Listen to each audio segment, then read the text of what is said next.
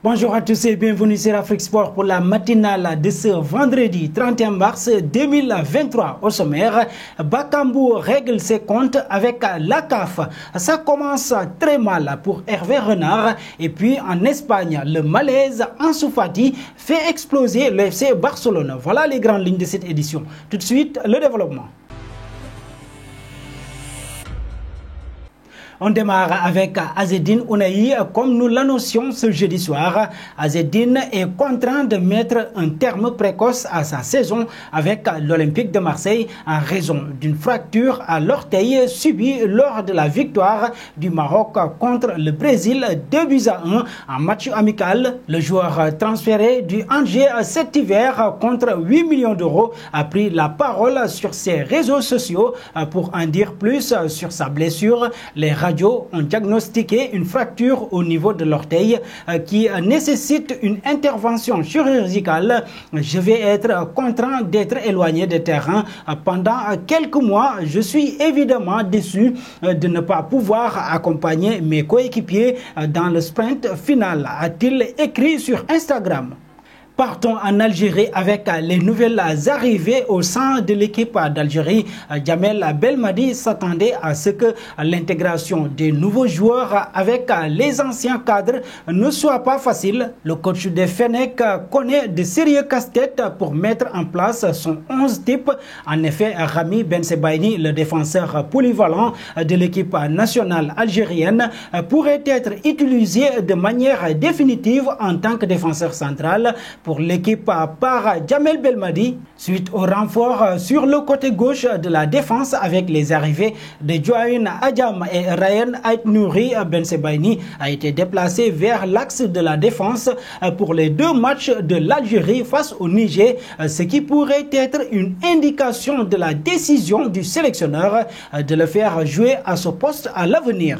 Filons aux côtés de Bakambu. Il a beau avoir ouvert le score au bout de 9 minutes de jeu, le buteur de l'Olympiakos a progressivement déchanté au fil de la partie après s'être plaint d'une possible main adverse non sifflée dans la surface avant la pause. L'ancien Marseillais a été exclu à l'heure de jeu pour avoir laissé traîner son pied en direction du gardien adverse, Babacar Niassa. Sauf que le contact n'est pas évident au ralenti, surtout que le portier aurait dû être sanctionné pour avoir récupéré à la main une passe en retrait hors de lui au moment de son expulsion. Le Léopard est sorti du silence ce jeudi sur Twitter.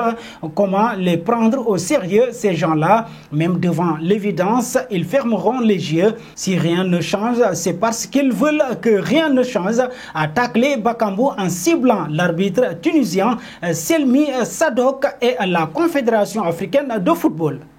Partons au Barça. As explique que les pensionnaires du Camp Nou n'ont pas du tout apprécié la déclaration du père d'Ansu Fati demandant plus de temps de jeu pour son fils. Les dirigeants n'ont pas aimé la forme, mais sur le fond, ils comprennent que le joueur est très frustré de sa situation et souhaite avoir plus de temps pour s'exprimer sur les rectangles verts. Matteo Alemani a rassuré le père d'Ansu Fati lors d'une réunion en début de semaine, mais As assure qu'au sein du club culé, tout le monde n'est pas d'accord sur son cas. Certains estiment qu'il faudrait vendre le joueur sous contrat jusqu'en juin 2027, autant que Xavi ne pourra pas lui garantir d'avoir le temps de jeu qu'il souhaite. Il hésite malgré tout car voir Ansu Fati triompher ailleurs serait très mal perçu par les supporters. De son côté, le joueur veut rester, mais son entourage le pousse à claquer la porte du FC Barcelone cet été 2023.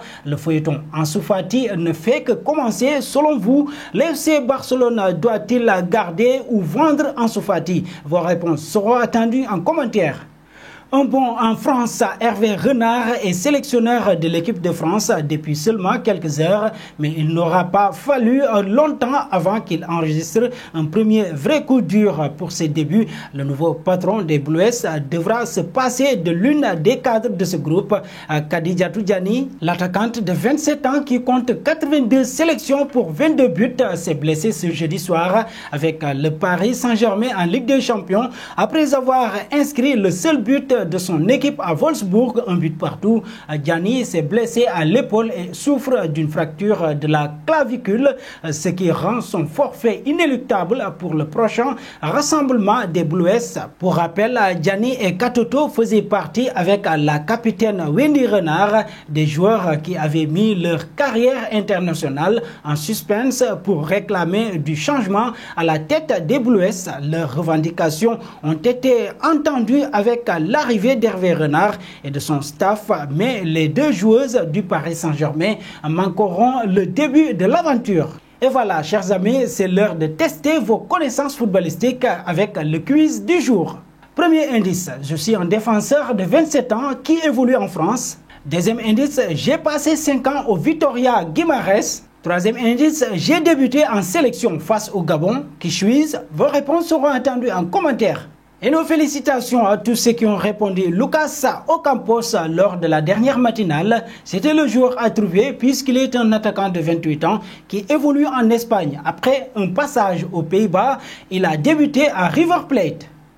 Terminons avec Manchester City de gondole de la Premier League. Manchester City cherche encore et toujours à se développer. Les Sky Blues ont d'ailleurs un ambitieux projet à plusieurs millions d'euros. Après un premier chantier en 2015, les Mancunians veulent à nouveau agrandir le stade pour qu'elle accueille 61 000 personnes. Toujours d'après le Daily Mail, le plan des Sky Blues est d'ajouter 7 700 sièges supplémentaires au deuxième niveau de la tribune nord. Dans l'idéal, les travaux débuteront en novembre prochain avec l'objectif que tout soit terminé pour le début de l'exercice 2025-2026. En plus de l'agrandissement du stade, Manchester City veut construire un nouvel hôtel, un méga store, un fan park couvert ainsi qu'un musée concernant ces autres projets. Ils sortiront de terre un an après la fin de l'agrandissement du stade. Le club va moderniser ses installations et continuer son expansion.